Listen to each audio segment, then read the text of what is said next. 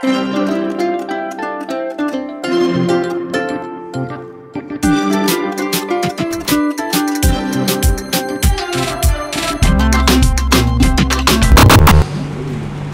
আমার বলা, ছবিটার নাম দ্য ফিনিক্স।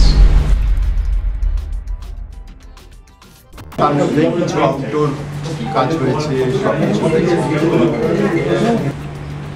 ভীষণ আনন্দ করে আমরা কাজটা করেছি, কারণ এখানে যারা আমার সহশিল্পী যারা এসেছেন বা আসতে পারেননি, সকলে আমরা খুব রিল্যাক্সড, খুব সুন্দরভাবে কাজটা করেছি। যদিও একটা ছবি করার পক্ষে দিনটা একটু কম ছিল, কারণ জয়ের আবার ফিরে যাওয়ার ছিল, ভীষণ টাইট শিডিউল ছিল।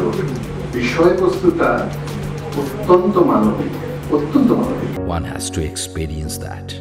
One has to learn that.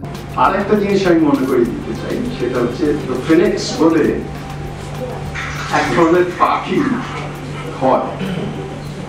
সেই পাখিদের বৈশিষ্ট্য হচ্ছে তারা অন্যত্র কোথাও থেকে উড়ে এসে এক জায়গায় থাকে, কিছুদিন থাকে, হয়তো বাচ্চা কাচ্চা যায় বা যে কোনো কারণেই হোক, ওয়েদার এর জন্য থেকে আবার তারা উড়ে অন্যত্র চলে যায়। তো এখানেও এই গল্পটার নামকরণ আমি জানি না, জয় সেটা নিয়ে আমার সাথে ওরা আলোচনা করেনি, কিন্তু আমার মনে হয়েছে যে খুব সুপ্রযুক্ত একটা নাম, দ্য ফিনিক্স। কারণ চরিত্রগুলো হয়তো এলোমেলো ভাবে ছড়িয়ে ছিটিয়ে যাওয়ার একটা